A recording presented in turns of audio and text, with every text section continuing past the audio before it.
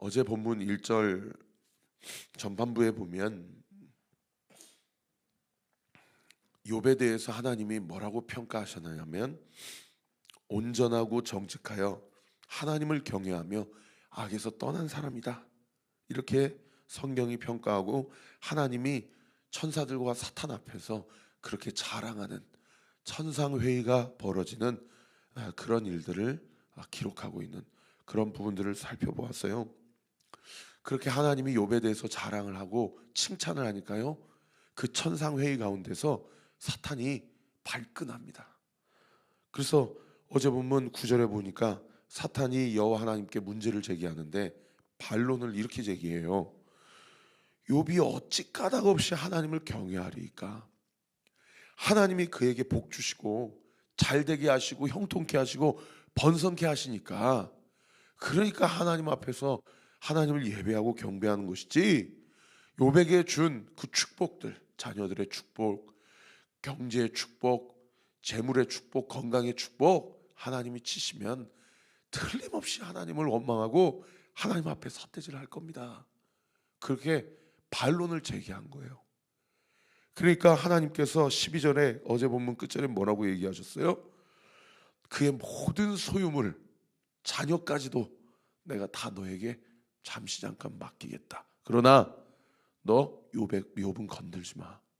이렇게 전제를 달고 이 반론을 제기했던 사탄의 이 제기에 대해서 일정 부분 그의 반론을 받아들이는 하나님의 모습을 살펴볼 수가 있습니다. 여러분, 하나님께서 사탄의 반론을 일정 부분 수용했다고 해서 하나님이 악하신 분입니까? 여러분, 하나님이 말씀으로 천지 창조를 하지 않으셨으면 우리는 존재하지도 못한 사람들이에요. 우리가 가지고 있는 건강, 우리가 가지고 있는 가정, 우리가 가지고 있는 자녀, 우리가 가지고 있는 행복이라는 그 모든 가치관, 세계관도요, 사실은 존재할 수 없는 것들입니다. 그래서 제가 욥기 개관을 여러분들에게 말씀드릴 때 무엇을 말씀드렸어요? 하나님의 절대 주권 앞에 우리는 어떤 태도와 자세를 취해야 되는지 우리가 함께 나누지 않았습니까? 배앓이가 뒤틀려도 어쩔 수 없다는 거예요. 그것이 성경이 우리에게 가르쳐주는 분명한 주소예요. 우리의 존재에 대한 주소입니다. 너는 진흙이라는 거예요. 너는 흙이라는 겁니다. 너는 더스트, 먼지라는 거예요. 먼지와 같은 존재가 우리라는 겁니다. 그리고 그 흙을, 그 진흙을 이기고 그 차를 가지고 만드시는 분이 토기장이 되시는 하나님이라는 것이죠. 사탄 마귀가 자신의 문제 제기가 일정 부분 관철이 되었어요. 그러니까 옅은 미소를 지고 아마 욥에게 찾아갔을 거예요. 욥에게 찾아갈 때 그 욥의 상황이 오늘 보면 13절에 뭐라고 얘기합니까? 사탄이 욥을 치는데 하루는 이라고 시작해요. 그 하루는, 이 하루가 욥의 가정 안에서 어떤 일이 벌어진 하루였냐면, 욥의 자녀들이 그 맏아들의 집에서 음식을 먹으며 포도주를 마실 때에 라고 성경이 우리에게 가르쳐주고 있어요.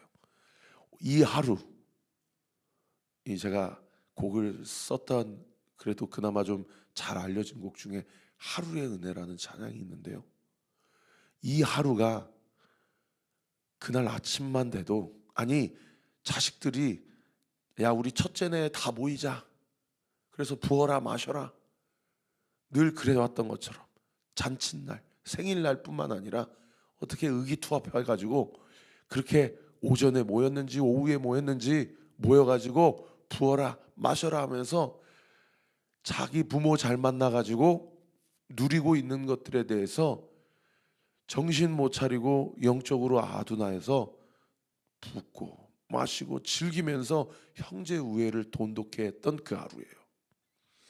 그 하루에 천상에서는 어떤 일이 벌어졌는지 욥도 몰랐고 욥의 자녀들도 몰랐습니다.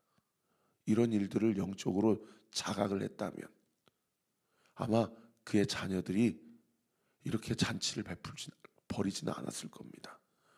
욥이 쇠가 빠지게 신앙교육하고 가정교육해도 자녀들은요 부모 마음 같지가 않은 거예요. 그렇게 그 하루가 찾아왔을 때요, 이 하루는 욥의 인생에서는 결코 잊을 수 없는 하루가 됩니다. 여러분, 오늘 본문 14절부터 19절까지 사탄이 사단 콤보로다가 이 가정을 치는데, 두 사건은 스밧 사람, 갈대아 사람을 통해서 소, 나귀, 낙타를 치고 종들을 쳐요. 그리고 두 사건은 천재지변으로 칩니다. 이 사탄 마귀, 예수님만 이 바다와 파도를 잠잠케 하시는 것이 아니고 하나님의 허락하에 사탄도 천재지변을 이용해서 이렇게 욥의 집안을 치는데, 여러분 오늘 본문 16절에 보면은 하나님의 불이 하늘에서 떨어졌다. 이게 지금 되게 문학적 표현이거든요. 시가서라고 제가 욥기의 문학적 장르를 어제 말씀드리지 않았습니까? 하나님의 불은 문학적으로 표현한 것이고, 이 천둥 번개가 내리친 거예요. 낙뢰가 내리친 거예요.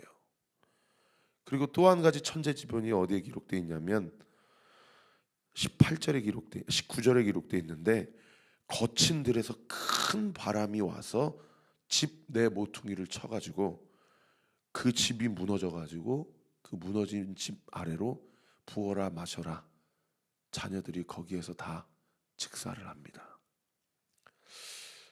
여러분, 이 네 가지 하루 안에 벌어진 욥 집안에 대한 어떤 의미에서는 이 사탄 마귀의 관계로 하나님의 입회하에 욥이 감당하고 직면할 수밖에 없는 이 고난, 이 참담함, 여러분 한번 생각해 본 적이 있으십니까? 제가 안산에서 목회할 때 2014년에 세월호 사건을 저는 분명하게 기억합니다. 그때 그 제가 시무였었던 고등부의 찬양팀 전하영이라는 자매가 그 세월호 사건으로 하나님의 부르심을 입었어요. 그 이후로 유병원 집안의 그 구원파에 대한 그 모든 비리들, 그리고 그 세월호에 그 돈 때문에 다 법을 어기고 막 싣고 막 사람 태우고 하면서 그 해양 산업 안에서 빈번하게 그냥 눈 감아주고 벌어졌던 그 모든 어른들의 불법들, 이런 것들이 그 당시에 다 사회 이슈가 되고요. 그 화랑 유원지에 부모들이 모여가지고 합동 분향소를 설치해가지고 날마다 세종로에 가가지고 세월호 특별법을 관철시켜달라 그러면서 그 자식 잃은 부모들의 그 눈물을 보면서, 그때 안산시는요 정말 영적으로 도시 전체 자체가 이 어둠의 세력이 마치 정말 이 도시를 꽉 짓누르고 있는 것과 같은, 여러분 자식 잃은 부모의 그 얼굴을 보신 적이 있습니까? 어제도 김성교 선교사님 페이스북 피드 글 읽는데요, 요 별내입니다. 김용희 선교사님 아들이에요. 저희랑 같은 라이트하우스 무원트 하는데 세상에 자기 개척한 교회 앞에 이름 모를 청년이 차 안에서 번개탄을 피워가지고 교회 앞에서 보조시 그냥 극단적인 선택을 해가지고 선교사님이 충격을 받아서 페이스북에 글을 올리셨더라고요.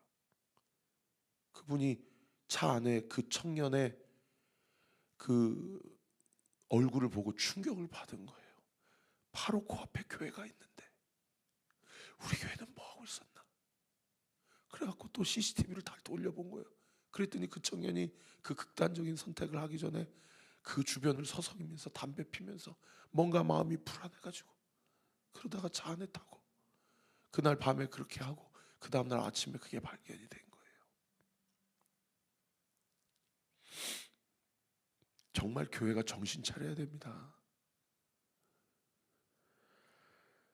하나님께서 왜 우리 교회를 세우셨는지, 성도들이 왜 예수 그리스도의 십자가의 은혜로 정말 구원받았고 그저 나만 천국 가면 끝입니까?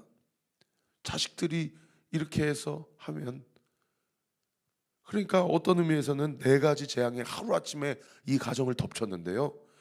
소, 나귀, 양, 낙타, 종들, 스바 사람들이 와서 치고, 하나님의 번개가 치고, 갈대아 사람들이 치고, 사실 이것도 답이 안 나오고, 막 무슨 성도님들 얘기 들어보면 주식 잘못하고 뭐 하고 잘못해갖고 몇 억씩 사기당하고 돈 잃고 하면은 갑자기 얼굴에요, 인생에 대한 소망이 사라지는 것 같은. 근데 그것뿐만 아니라 자식들이 네 번째로 이렇게 하루아침에 다 하나님의 부르심을 입었다고 그런다면, 여러분, 인간적으로 하나님 살아계시면 어떻게 나한테 이러실 수 있나?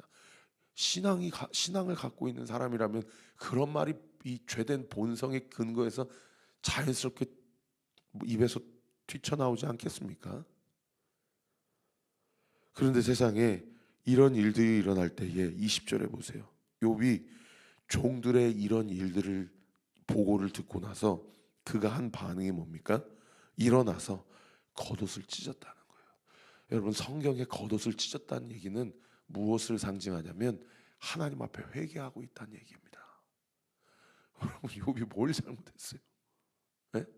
행여나 자식들이 자신의 신앙을 잘 이어받지 못할까 봐 잔치를 베풀면 다 불러다가 번제물, 속죄제물 드리면서 욥의 행실이 평소에도 다 이와 같았다, 분명히 이렇게 얘기했고, 사탄 마귀가 욥을 참소하고 공격해서 이렇게 되면 저 사람은 반드시 하나님을 원망하겠다, 그 사탄 마귀의 이 말도 안 되는 상소문이 하나님께 전달이 돼가지고 그렇게 하루아침에 이 집안이 완전히 진짜 뒤집어졌는데, 욥이 그 상황들을 다 보고요, 무릎 꿇고 회개하는 거예요. 회개하는 거예요. 하나님 어디 계십니까? 하나님 살아계십니까? 왜 내 인생에 이런 고통과 왜 내 인생에 이러한 일들이, 이게 한두 가지가 아니라 3단 콤보 4단 콤보 이렇게 고난이 겹쳐서 와야 됩니까? 여러분, 오늘 큐티를 묵상하시면서 옆에 그 질문하기 한번 써보세요. 한 가지 고난도 어려운데 고난이 함께 여러 가지로 겹겹이 내 인생 가운데 들이닥친 적이 있는가? 그럴 때 하나님은 나에게 무엇을 기대하시는가? 고난이 겹친 성도들일수록 저는 그렇게 믿어요. 하나님께서 그 성도의 입술을 더 주목하고 계신다고 믿어요. 여러분, 그때 우리 안에 있는 믿음이 작동되는 은혜가 있게 되기를 우리 구주 예수 그리스도의 이름으로 축원합니다. 저는 그 믿음이 뭐냐? 말씀을 통한 인생의 해석이 그 사람의 믿음 가운데 영적 분별력으로 부어지는 것. 여러분, 그게요, 뭐 로또 당첨되고 자식들이 명문대학 가는 것보다도 가장 큰 하나님이 나에게 주시는 축복임을 믿으시기를 우리 구주 예수 그리스도의 이름으로 축원합니다. 겉옷을 찢고 머리털을 밀고 땅에 엎드려 세상에 하나님께 예배를 합니다. 그러면서 자신의 믿음의 신앙 고백을 하는데, 21절 별 3개 당구장 표시 쳐주세요. 우리 21절 말씀 같이 한번 읽어보십시다. 시작. 이르되 내가 모태에서 알몸으로 나왔사온즉 또한 알몸이 그리로 돌아가 올지라. 주신 이도 여호와시요 거두신 이도 여호와시오니 여호와의 이름이 찬송을 받으실지니이다 하고. 여러분, 욥의 입술에서 나온 이 충격적인 단어, 여호와의 이름이 찬송을 받으실지니이다. 찬송이라는 단어, 이 너무 충격적인 단어 아닙니까? 아니면 지금 자식이 죽었는데 세월호로 자기가 잘못한 게 없고 업계가 타락해서 어른들이 돈에 눈이 멀어서 지금 고등학생들이 죽었고 자기 자녀들이 죽었고 이 사회가 완전히 만몬이 우상이 되어가지고 완전히 꼬여있는 사회, 역기능적인 사회, 생명은 사람은 어떠하든지 돈만 벌으면 돼, 이런 사회에서 우리가 살고 있는데, 그런데 그리스도인이 하나님 믿는다고 한 사람들이 뭐라고 얘기하는 거예요? 나는 알몸으로 왔다, 그리고 알몸으로 돌아간다. 나는 하나님만 찬양한다. 이렇게 고백하고 있는 거예요.